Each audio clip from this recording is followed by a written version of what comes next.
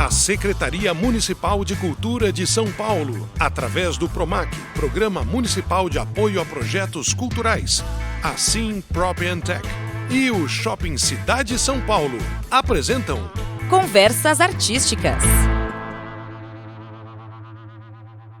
Salve, salve! Começamos agora o programa Conversas Artísticas. Eu sou Paulo Bonfá. E eu sou Mayara Bastianello, iniciando agora mais um episódio que é produzido em colaboração com o Céu Jaguaré, através da Coordenação de Cultura do Centro. Agora nós estamos aqui num estúdio montado sobre o palco de um teatro aberto à comunidade estudantil, gratuitamente.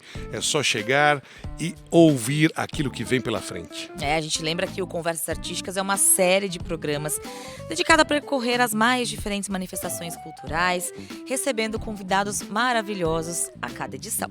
E vamos falar com o tempo sobre literatura, sobre o ofício de autora, com a nossa convidada Penélope Martins. Bem-vinda, tudo bem? Tudo bom, queridos. Prazer retornar ao Conversas. Verdade, você esteve conosco na primeira temporada, produzida ainda durante a pandemia, com uma série de restrições, e já que esse assunto surgiu logo de cara pela sua presença aqui, como foi esse período para você, não só como escritora, mas como artista confinada e privada das suas atividades como todo mundo, esse período de produção limitada pela pandemia, já passou? Para mim, uma das coisas que eu fiz para manter a sanidade mental foi escrever junto. Eu acabei fazendo um monte de projetos com outros autores e alguns já foram publicados. Então foi uma ferramenta de saúde mental, né? Se manter assim, conversando, dialogando, criando, porque a ficção também dá isso, eu acho. Na ficção a gente acaba tendo essa oportunidade, né, de sair do que se é confinado. Para além da pandemia, eu aconselho que as pessoas usem esse componente ficcional para saírem dos seus confinamentos mentais. Mas foi uma ferramenta que eu utilizei, que foi boa para mim. E num mundo previamente sem restrições, essas parcerias não eram tão comuns? Não, eu acho que eu sou uma pessoa muito afins de parceria sempre, desde sempre. Desde a minha vida anterior, né? Que eu sou advogada, então advoguei durante muito tempo.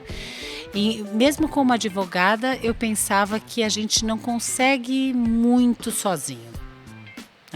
Quando a gente se associa, e não com um pensamento meramente econômico, um pensamento mesmo intelectual, de aprendizagem, quando a gente está com outras pessoas, a chance da gente se desenvolver mais e conseguir melhores resultados com os nossos trabalhos é maior. E na arte isso fica muito evidente, né? Porque nós temos primeiro um desafio muito grande para lidar com a cultura, né? Para lidar com o artista, para viver do que faz, já é um desafio imenso. As pessoas verem também esse trabalho como trabalho é um desafio imenso. Então, quando a gente se associa, quando a gente se junta, a gente amplia realmente as potências dos nossos fazeres. Eu não tenho dúvida disso. E continuando nesse assunto pandemia, uma dúvida que eu tenho é que se falava muito o seguinte: não, agora as pessoas estão mais em casa, elas vão ler mais. Eu fui uma pessoa que, olha lá, ela fez até uma careta, gente, não tem aqui imagem, mas a Penélope fez uma careta. Eu li muito mais. Comprava livro, chegava em casa, né, e tal. Mas você já era leitora. Exato, porque daí o que aconteceu, né? Eu tava mais em casa, então, para passar o tempo.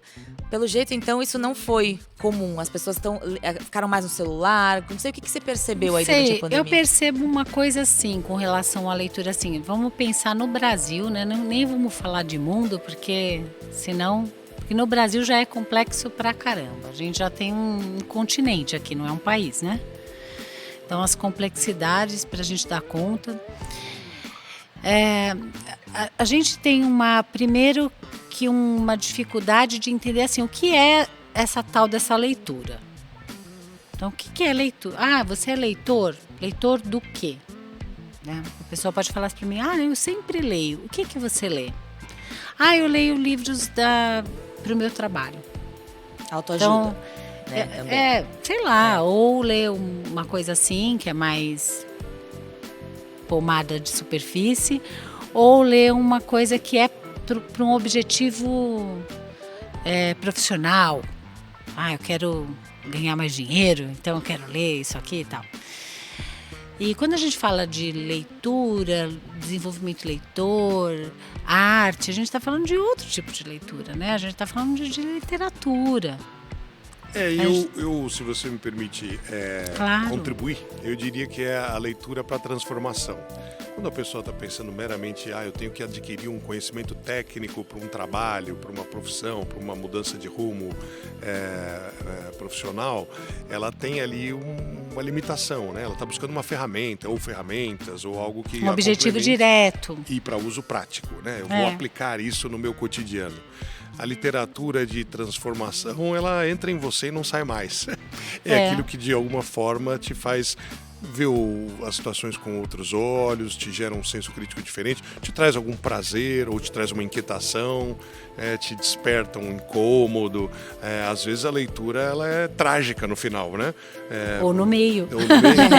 Você fala, puxa vida, eu li isso e eu estou incomodado com as coisas que eu li, mas porque você refletiu a respeito, porque aquilo entrou em você. É arte, né?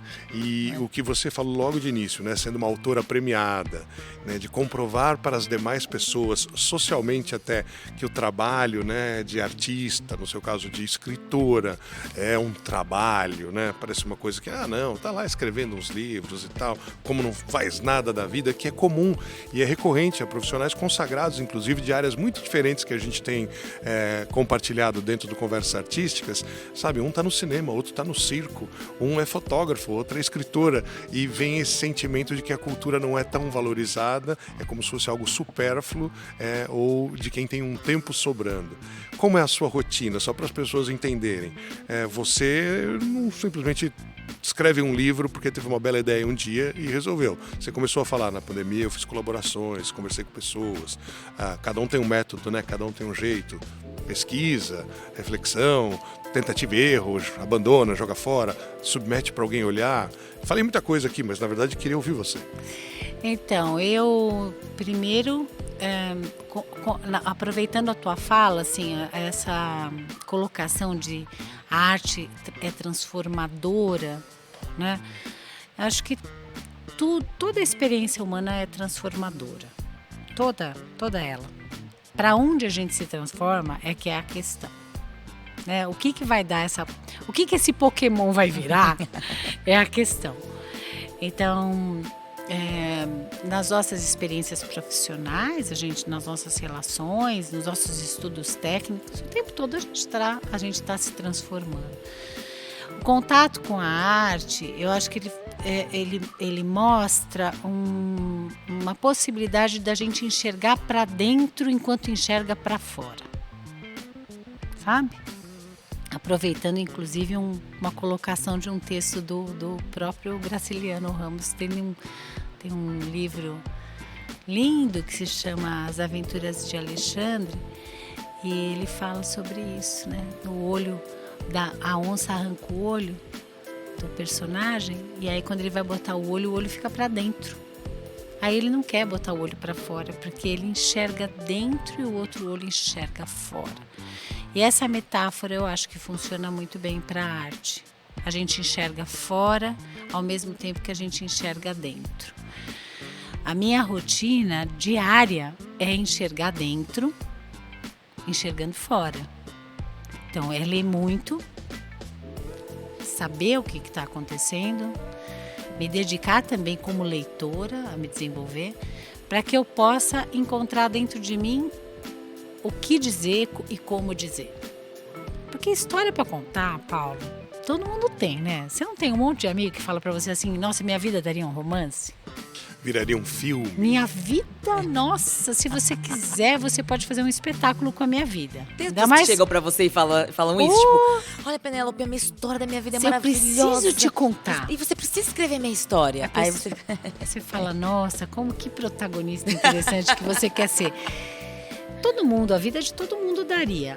A questão é como é que você vai contar essa história, porque o como é que você conta essa história Aliás, lindamente fala isso numa crônica o Paulo Mendes Campos, uma crônica que é famosa, se chama Para Maria da Graça. Ele fala: foge das pessoas que dizem minha vida daria um romance.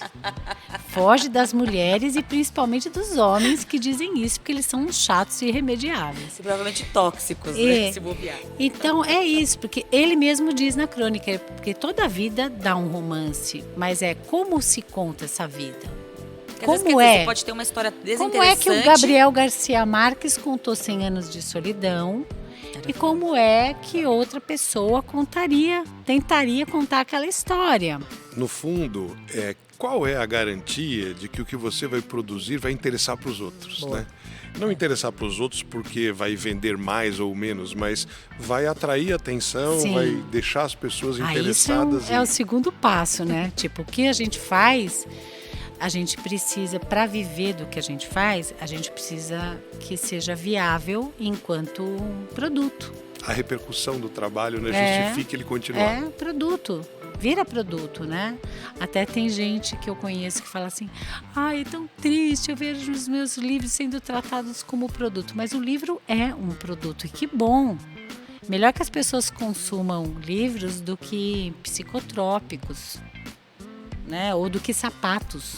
Que a gente não é centopeia, né? Tem gente que fala, tenho 100 sapatos. Fala, gente, quantos pés você tem, Ou né? aí quantos livros você tem, né? Tenho 200 mil sapatos, mas livros eu tenho 2. Então, quantos assim, você leu? Se é para consumir, vamos escolher o que a gente vai consumir, né? Vamos consumir experiências de vida bacanas, passeios incríveis, né? Vai lá no Jardim Botânico aqui da sua cidade, ou aqui de São Paulo, que é lindo. Passe o dia ali, é uma baita de uma vivência e vai gastar pouco. E o livro também, né? Quantas vezes pessoas falam, o livro é muito caro. Eu falo, gente, vai num sebo. Mas é Tem muito um caro, monte depende, de livro né? bom ali. Mas aí você compara, por exemplo, o preço de um livro, sabe? De uns 100 anos de solidão da vida, você vai pagar, sei lá, R$40. Aí você vai lá e compra um sapato por 800. Maiara, novo, um pouquinho mais. Sei lá, aquela edição que eu comprei, na verdade eu comprei no sebo, é verdade. O meu ali no sebo da Sé. Mas mesmo assim, né, você vê, a pessoa vai gastar, sei lá, R$1.000 com um sapato, R$800 com uma bolsa.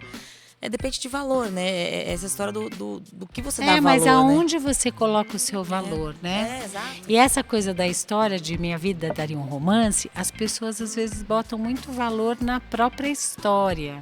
Mas não entende que, lendo um romance, você consegue, inclusive, entender a sua própria história. E você, nesse processo que você relatou, eu sou uma escritora, mas eu procuro ler muito, procuro ficar sintonizada com o que está todo acontecendo. Dia.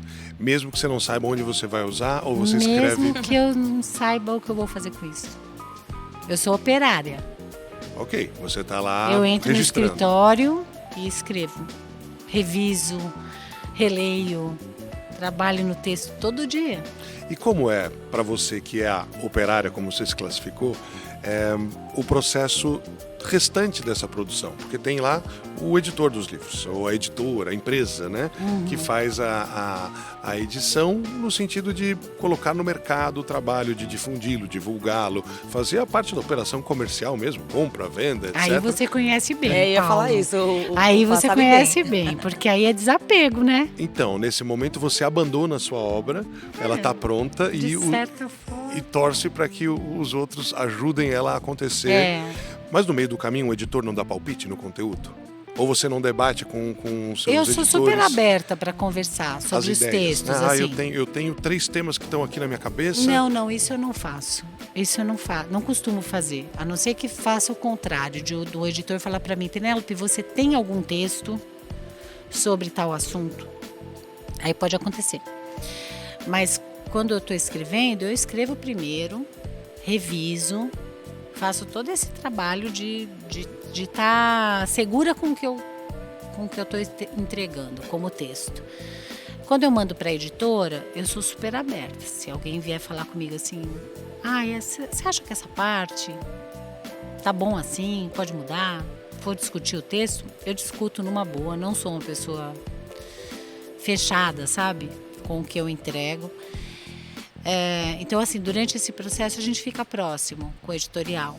Se tiver alguma sugestão, ou se tiver alguma mudança. Às vezes não, às vezes você entrega um texto e o editor fala, não quero mudar nada aqui, nenhuma vírgula. Ok, tá bom. Ótimo, né? Porque a premiada é você, né? Poxa vida. Não, mas os editores são excepcionais. Eu trabalho com editores muito bons, que leem gente muito boa, sabe? Eles têm muita experiência, né? E o olhar de um editor é outra coisa. A gente perde um pouco a crítica, sabe? A gente vai ficando melhor com o passar do tempo, né? Mas eu acho que a gente perde um pouquinho. A gente se apaixona pelo que a gente faz, né? E a paixão, ela é complicada, porque pode inibir você de ver alguma coisa que precisa ser vista. Então, o editor é super importante. Aí, no caso do livro ilustrado, do livro que vai ser ilustrado, aí vai passar ainda para um outro artista. E aí esse objeto vai sendo construído. Quando sai o livro da gráfica, ele não é mais o seu texto. Então não tem muita razão de você ser tão apegado, como se você fosse o único dono daquele objeto. Tudo bem, tem um conjunto de horas de trabalhos de outras de mãos. De composições. Mas você falou interessante sobre a obra ilustrada, né? Quer dizer, um livro que tem imagens. Tem outro artista ali. Um artista gráfico conversou, né, através de desenhos com o seu texto para compor ou para enriquecer ou para tentar transportar um sentimento para uma imagem. O que eu tento fazer, Paulo, e eu posso eu até te devolveria a pergunta, porque você fez várias vezes isso em programas e tal. O que eu tento fazer é entregar o meu melhor. Eu fico pensando assim, se eu tirar do contexto, de todo o contexto dessas ilustrações, desse projeto gráfico, o meu texto unicamente, se eu retirar o texto, ele sobrevive? Se eu colocar esse texto num papel de pão e der para alguém ler, ele sobrevive? Ele é capaz de emocionar alguém, mesmo que esteja impresso num papel sulfite? É essa pergunta que eu tento me fazer. Quando a gente faz livros que são ilustrados, existe às vezes uma tendência de pensar, se eu não resolver, a ilustração resolve. Mas não é o papel da ilustração, resolver o que você não resolveu. Entendo. Você entende? Percebo então, assim, eu fico pensando num questionamento. Eu te devolveria essa pergunta no mesmo sentido. Se você está num palco com 4 pessoas, se você tirasse as outras 3 pessoas, se deu o seu melhor, você desenvolveu o máximo que você pôde, a tua parte, faz sentido o que você está entregando? Então é isso que eu sinto no texto. Quanto mais esse texto cresce, se ele é um conto, é uma experiência, um conto ilustrado. Quando é uma novela, né, o ano de 2022, janeiro, a gente se encontrou, em final do ano, final de outubro, eu recebi de novo outro prêmio da Biblioteca Nacional por outro livro que eu escrevi em parceria com um mineiro que se chama Tiago de Melo Andrade. É uma novela, o texto é uma novela. Quando a gente terminou o texto e a gente teve a experiência de ler para pessoas próximas, que são leitores muito bons e tal, e a gente viu essas pessoas se emocionando, a gente falou, bom, o texto está resolvido.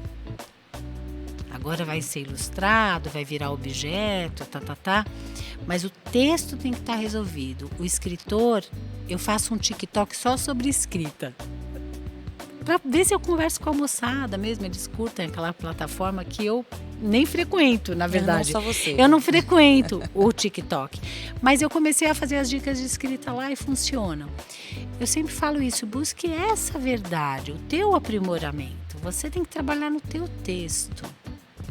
E nós estamos aqui numa escola, né? O Céu Jaguaré tem alunos espalhados em várias idades aqui e que em algum momento vão se deparar com essa questão da escrita e da leitura, e que muitas vezes é uma dificuldade no Brasil e que muitas vezes eu não sei como você, sendo escritora, né? Um livro é uma obra, vamos dizer, uma obra longa, tem muitas páginas, e hoje muitas páginas, 20 páginas é muito, porque as pessoas estão lendo textos muito curtos, ou elas estão fracionando a sua atenção Os em romances também ficaram mais curtos. intervalos pequenos de atenção, como nas redes sociais, um vídeo de 15 segundos, etc.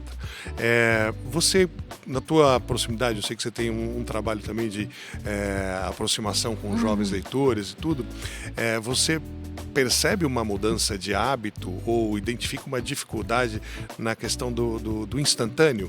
De nós temos muita tecnologia de comunicação disponível e delas serem todas efêmeras, rápidas, e a leitura requer uma concentração, né, uma contemplação. Sim. Ali, né, qualquer que seja o tipo de livro. Eu faço uma crítica a um pensamento do tipo, as crianças hoje não leem, os jovens hoje não leem. Eu faço uma crítica porque eu sempre pergunto para as famílias ou para os professores e falo, os adultos com os quais essa criança, esse jovem convive, eles são leitores? Não, então não é um problema dessa nova geração. Não é esse problema, não é essa a questão. A gente tem um problema muito maior. E tem uma outra coisa que eu tento abordar com as pessoas, é que a gente lê de diversas formas. A gente lê no livro, a gente lê, por exemplo, de ouvido, numa canção. Um podcast, né? talvez. A gente também. lê num podcast. A gente, assim, o verbo ler, ele cabe em diversas situações em que eu paro para escutar ou para absorver aquele texto, né? Que pode ser ouvido também, ou cantado, ou visto num espetáculo de teatro. Então, eu paro para entender aquela narrativa e vou dialogando com aquela narrativa enquanto eu estou vivendo aquele momento. E aí depois o meu imaginário ele se modifica, ele se expande, ele fica até incomodado às vezes, né? Porque o incômodo ele é positivo também, tirar a gente da zona de conforto. Então a gente lê de diversas maneiras. Eu vou conversar às vezes com adolescentes que falam para mim assim, eu detesto o livro, detesto, nem adianta falar nada, porque eu não... Aí eu falo assim, mas vocês não gostam de música? Música eu gosto. O que você escuta? Eu escuto Racionais. Eu falo, você adora poesia, cara. Então o assunto poesia surgiu aqui falando sobre rap. Você adora poesia. Então, assim, como é que você acha que se faz o que você gosta de ouvir? É a partir do texto poético. E aí a proximidade, quando eu me enxergo próximo daquilo, a minha relação muda. A gente precisa... Uma percepção de valor, né? Nossa, isso é e importante. a proximidade afetiva mesmo, porque se você fala assim, eu sou próximo da música, a gente escuta a música o tempo todo, nós somos brasileiros, gente, a gente vive de música. Agora, o que é o livro num contexto desse país? Um país colonizado, um país que tem muita desigualdade social, um país em que ter uma estante de livros era algo para poucos. Então a gente tem uma distância muito grande do afeto com esse objeto. Então eu preciso primeiro quebrar a barreira. Falar, olha, esse objeto, ele te pertence, você também pertence a ele. Isso vem mudando. Hoje a gente tem um boom aí de autores e autoras que trazem realidades, experiências, vivências, narrativas de outras circunstâncias, né? A gente não tem mais uma mononarrativa assim. Então, vamos consumir esses clássicos, então é esse autor europeu que está falando, esse homem, esse... Não, a gente tem uma multiplicidade de autorias. Então, as pessoas vão se identificando cada vez mais. Não que eu pense que as pessoas têm que ler só sobre de onde vêm e onde vivem. A gente precisa expandir. O pensamento pede expansão. Então, se eu ficar só dentro do que eu sou, de onde eu nasci, das pessoas que eu me... Sim, você está a rodar em círculos, né? Exatamente. Eu penso assim. Eu acho que é uma grande bobagem se a gente ficar só eternamente vivendo a própria bolha. Tem que expandir, tem que descobrir o mundo. Né? E a ficção, a arte, ela dá essa possibilidade. Ela dá essa possibilidade de você percorrer muitas vidas numa vida só. Isso é legal. Né? Agora, eu tenho que fazer com que as pessoas se sintam pertencentes a esse objeto. A esse objeto. Quem, o objeto livro. E o aí objeto o papel livro. Da família, da escola, todo mundo. Mas de todo mundo que se sente já pertencente. Porque não adianta eu querer colocar uma coisa que eu não faço, um hábito que não é meu. Né? E as pessoas têm que se sentir pertencentes. A gente entrar nessa escola hoje e pensar assim, essa escola é o nosso modelo de escola? Todas as escolas são como essa que nós estamos hoje? Todas as escolas que a gente entra, tem uma piscina na porta, tem quadra, tem um teatro. Olha o valor. Se eu tenho um teatro, se eu tenho uma biblioteca na escola, uma biblioteca que é alimentada, que tem literatura nova chegando a todo tempo, se eu tenho a possibilidade de viver isso durante 15, 16, 20 anos que a gente passa na escola, a gente faz as contas de quando você entra na pré-infância até... É uma outra vida, né? É uma mudança... Como é que eu vou sair daqui? É uma mudança completamente imensurável, né? Quando você tem ou quando você deixa de ter essa oportunidade. A Penélope Martins é a nossa convidada no programa de hoje. A gente está falando sobre literatura. Você é uma autora premiada, mas que tem uma história curiosa pelo fato de ter se tornado autora, mudando de carreira, mudando de profissão. Advogada, né? A profissão, o meio jurídico é um meio de muito texto, né? Se escreve muito, né? As petições, as peças, as ações, enfim. Mas se escreve com um ferramental técnico, com um propósito específico. Um texto meio burocrático, né? Aquela coisa. Cumprindo aí formalidades. Tem uma parte ficcional também. É verdade, contar histórias também, né? São muitas especialidades, né, no direito. Não sei se você tinha uma especialidade. Mas para as pessoas que estão nos ouvindo e que não são estudantes ou não são alunos, não são como os potenciais frequentadores aqui do Céu Jaguaré, mas tem suas profissões, que escrevem mais, escrevem menos. Um trabalha no comércio, o outro é engenheiro, um está com seus 25, 30 anos de idade, outro tem 60. E tenham o hábito da leitura, e gostem de ler, e tenham pensado, puxa, um dia eu faria, né, eu produziria, eu criaria, ou eu tentaria pelo menos desenvolver uma obra literária. Pode ser uma crônica, algo mais curto, pode ser. Qual é o caminho? Que dica você daria, tendo passado por uma experiência? Não tem outro caminho, tem que escrever. Sentar na frente do teclado e digitar o seu texto. Olha, gente, ler é um direito, escrever também. Passa pelo direito de expressão. Mas às vezes a pessoa fala, eu não tenho método, eu não tenho técnica. Então assim, mas não tenha. Não tenha. Nós somos contadores de história, é o nosso poder especial, sabe? Assim como os felinos têm garras e têm uma velocidade absurda, nós não, nós somos patéticos, né? Do ponto de vista com as outras espécies, a gente não salta, a gente não voa, a gente não consegue sair correndo como um puma. Mas a gente pode ler e escrever. Mas a gente conta histórias e a gente agrega mais pessoas porque a gente conta histórias.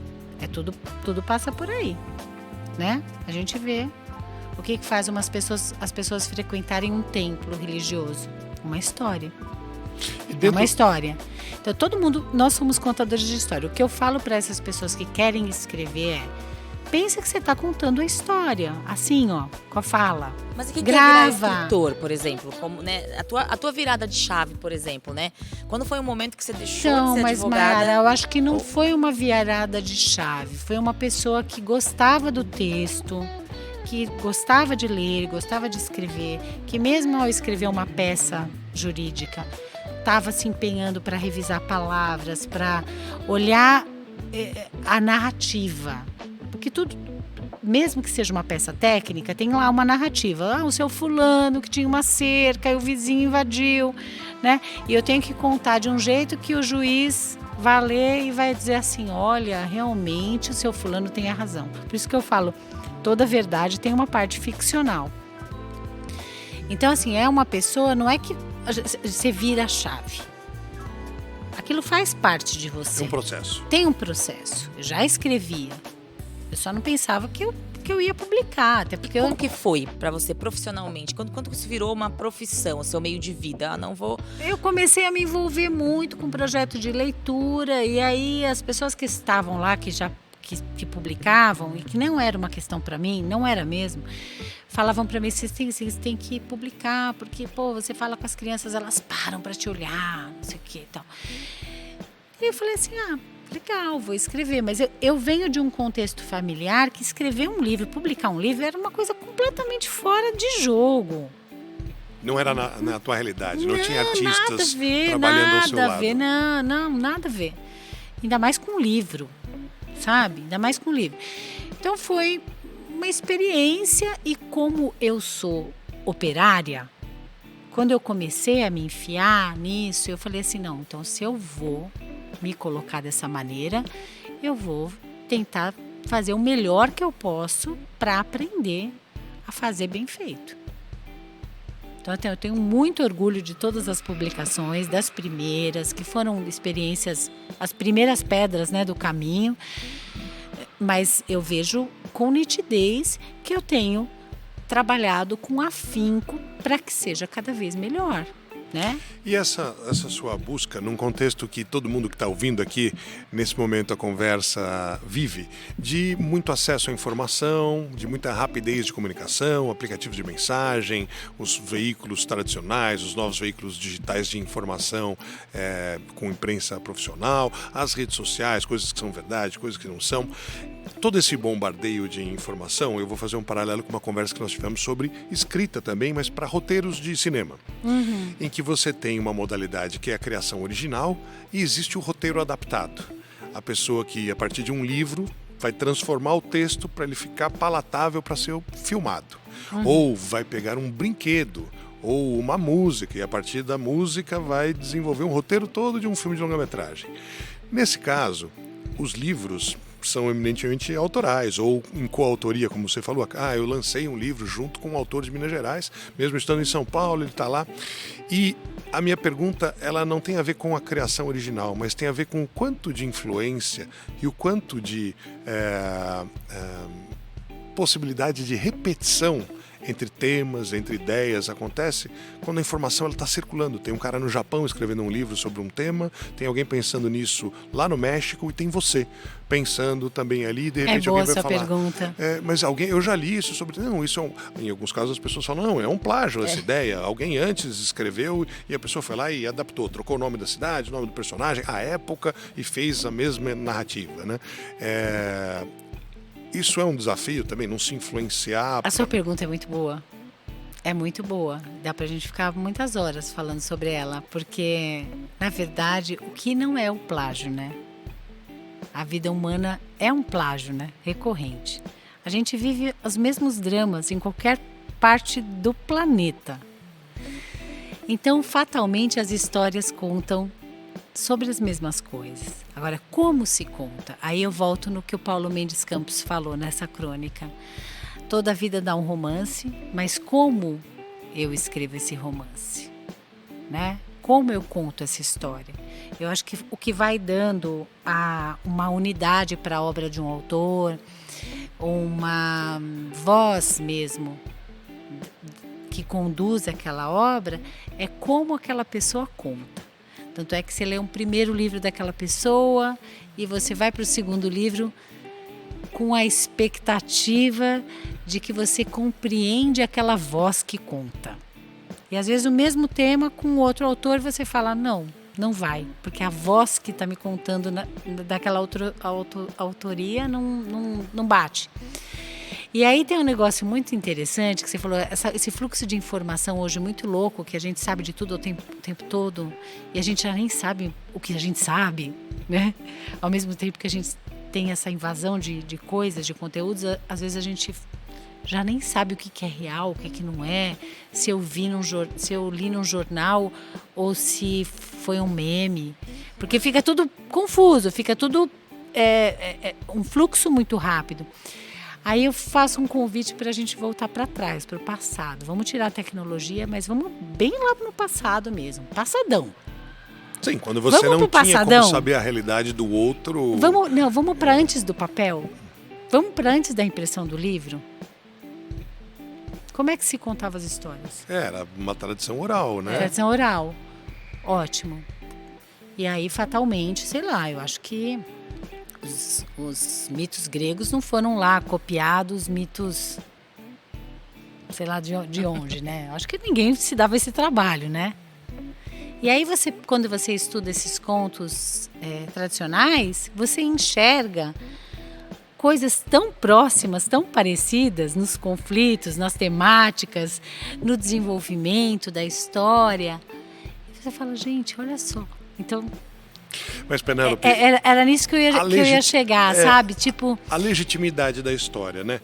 Mas eu não estou considerando nesse momento, nessa pergunta, que me deixou particularmente curioso, então me desculpe se não for do interesse de mais nenhum ouvinte nosso, uma pessoa que não vive uma realidade e está escrevendo sobre ela. Então eu sou um brasileiro e eu estou contando uma história sobre um viking solitário na Islândia, no ano 1000. E durante uma nevasca ele fica preso e a partir daí ele reflete sobre o pouco da vida que já? ele conhecia. Então isso que eu ia falar. Gente, mas eu estou estou no Brasil, eu não sou islandês, eu não conheço a história da Islândia, eu não conheço a geografia da Islândia, eu não conheço a obra literária e a tradição de histórias islandesas e tudo, mas para isso eventualmente eu imagino algumas coisas e eu tenho que pesquisar outras para não falar bobagem. Sim. Inventar um nome ou inventar uma temperatura de um lugar que nunca vai fazer aquela temperatura. E tem livros que são grandes sucessos dessa forma, né? Que são frutos de pesquisa ou frutos de associação com a realidade. Estou lembrando de alguns. Código da Vinci, por exemplo. Que aí leva uma pessoa a viajar para outro país e frequentar o lugar que o livro mencionou só para ver se era daquele jeito. Eu fiz ou isso. se era uma ficção. 10 anos atrás eu fiz isso. É mesmo? De tão apaixonada que você ficou pela obra. Eu gostei. Assim, todo mundo tem um preconceito. Depois também, mais tarde, quero Não, que você eu fale acho um a pouco história sobre muito isso. boa. Mas assim, eu leio de tudo, né? Aí eu tive a oportunidade de ir, eu fui em cada lugar do Código da Vinci, porque eu fiquei curiosa, né? Porque eu não conhecia. Mas esse é um blockbuster, vamos dizer assim, né? Exato. Um fenômeno mundial, virou filmes Mas e tal. é um dos exemplos, mas né? que seja um livro que fala sobre uma praia no Ceará e a pessoa fala assim, puxa, aquela história se passava com os pescadores que tinha uma jangada e aí de o repente autor nunca teve lá. Tem um acidente e aí o autor escreveu o livro sem estar lá, mas de repente o leitor quer ir até lá para ver como é esse lugar, né? E se esse lugar de fato ele existe ou ele pode nem existir, né? Ele pode ser uma descrição, uma ficção, um fruto do trabalho criativo e como o autor ia lidar com isso, né? O autor não, desculpe, o leitor. Puxa, eu imaginei algo, porque a leitura, ela pressupõe a imaginação. Sim, né? sim. E às vezes você e tá você lá pode se imaginando. frustrar, né? Claro, chegar lá e falar, na minha cabeça era diferente. Você pode se frustrar com o real, né? E a gente sempre tem, tipo, uns nomes como o Júlio Verne, né? O sujeito foi fez viagem ao centro da Terra. Eu acho que ele não fez essa viagem realmente, né? Mas ele usava muita pesquisa mesmo das sociedades geográficas da época, né?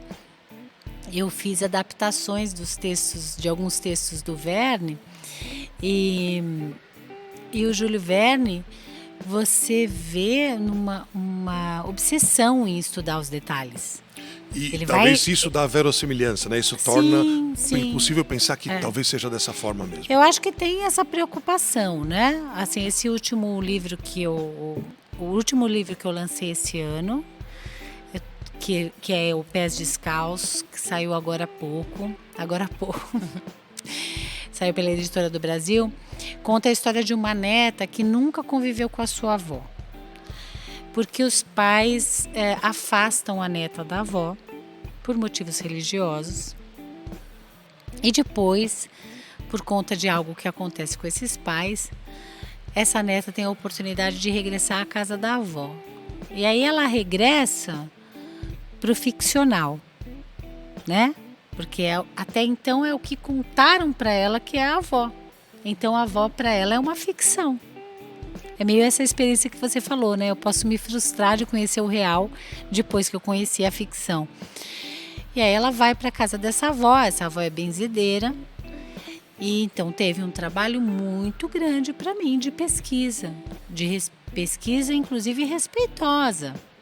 De pisar num território em que eu precisaria desenhar essa protagonista, dar vida para ela, e dar verdade para ela.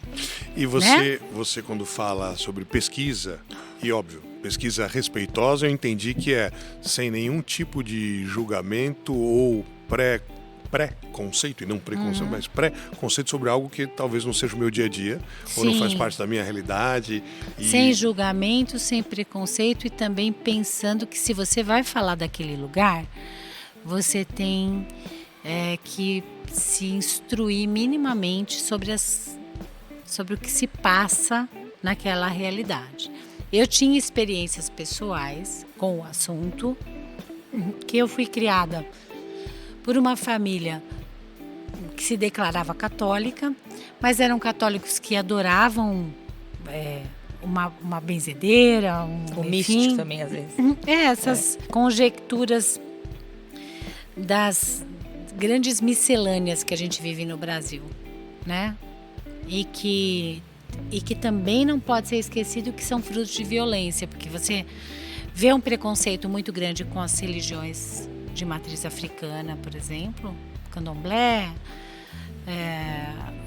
a Umbanda, que tem uma origem brasileira, mas que também se nutre da matriz africana, mas você não vê esse mesmo preconceito contra uma igreja católica.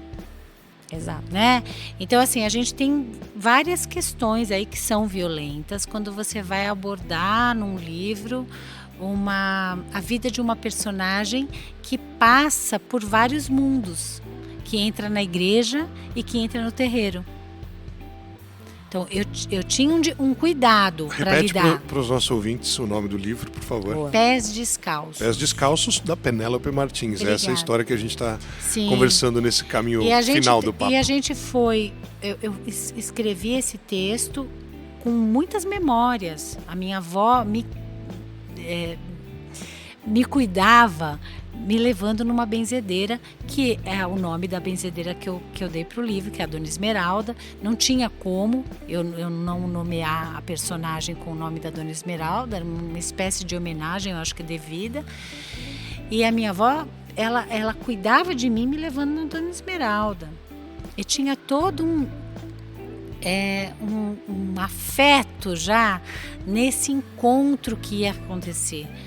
Amanhã nós vamos na Dona Esmeralda e você vai se sentir melhor porque nós vamos até a casa dela. Então, assim, tinha todo um preparativo afetivo desse lugar. Quando eu comecei a escrever esse texto, eu tomei muito, muito cuidado, pensei em muitas coisas vividas, li muitas coisas também. E aí, depois que eu entreguei o texto, e foi ilustrado pela Bárbara Quintino, que é uma mineira, artista excepcional, que recebeu com muito carinho o texto. Então, enquanto a Bárbara cuidava fazer as ilustrações, eu viajei, fui para Juazeiro do Norte com uma amiga jornalista que se chama Gabriela Romeu. E quando eu cheguei em Juazeiro, Gabriela falou para mim assim: onde você quer ir primeiro? Aí eu falei para ela: qual é a nossa opção, né? A gente pode ir para tal canto ou a gente pode ir visitar a Dona Isabel. Benzedeira. Aí eu falei: vamos visitar a Dona Isabel. E aí nós tivemos nessa viagem vários encontros com outras benzedeiras. E a cada encontro eu sentia dentro de mim que eu tinha entregue um texto que fazia jus a cada uma delas. Que legal. Então eu acho que a escrita, o processo, ele passa por isso, pela leitura sensível de respeito à vida. Nem que você escreva uma ficção, uma distopia, uma ficção científica. Se você colocar sentimentos humanos, se você colocar conflitos humanos, você tem que levar junto um fino respeito à vida. Vou precisar incluir isso lá no meu Viking da Islândia do ano 1000, Você que viu? na nevasca ficou isolado. Eu adoro Ele histórias já fez de vikings, eu adoro. Ele já fez a jornada do herói inteira aqui. Eu adoro, o eu adoro. Bonfá, é uma coisa de maluco. Mas Eu adoro. eu sempre tenho a aflição do cronômetro, né? A gente tem. Você tem? De como vai, né, a conversa Cada com um o com tempo. seus problemas, né, Paulo? Mas, Isso é um grande problema. Penélope, foi muito legal poder te ouvir e poder Legal pra saber da evolução, né, dos teus últimos trabalhos, né? E acho que é uma conversa para que os ouvintes e as ouvintes pensem, né, ouviram sobre livros, né, ouviram sobre ler, né, Sim. a sua própria relação, não de se tornar eventualmente um escritor, mas de ser um leitor né? para a vida, né? É, exatamente. E eu ia perguntar para ela, mas o nosso tempo acabou, então a gente leiam de tudo, né? Não é isso? Eu falei que eu li Código da Eu Vinci, acho tem um que preconceito. cada um pode né? ler o que quiser, Gente, né? vamos ler. É óbvio que você vai, quanto mais leitor afiado você vai ficando, você vai fazendo outras escolhas. Eu sou péssima para fazer propaganda dos livros, ainda bem que eu falei do Pés Descalços, porque eu gosto mais de falar de leitura e de leitores do que de falar especificamente desse ou daquele livro. Mas aproveitando que a ficção mistura com a realidade, esse ano passado também eu lancei com Marco Aurélio uma história sobre Lampião, que se chama O Sonho de Lampião, da editora Príncipes. E a gente misturou ficção com realidade, porque muita coisa da vida real, gente, fica sem saber. Se eu for escrever uma história sobre você, Paulo, sobre você, Mayra, eu vou ter que inventar conversas, eu vou ter que inventar segredos, eu vou ter que... O que é a realidade, né? A gente conta a realidade também com uma dose de ficção. Então, meu convite é para que as pessoas pensem que elas todo dia estão inventando a si mesmas. Então, que tipo de pessoa você inventa que você quer ser? Então, leia mais, que é para a sua invenção ficar boa. Muito bem, obrigado, Busquem Penélope Martins no Google para ver todas as obras dessa belíssima escritora. Gente. Esse foi o Conversas Artísticas. Até a próxima. Apresentação: Secretaria Municipal de Cultura de São Paulo, através do PROMAC, Programa Municipal de Apoio a Projetos Culturais, Sim Prop Tech e Shopping Cidade São Paulo. Você ouviu Conversas Artísticas.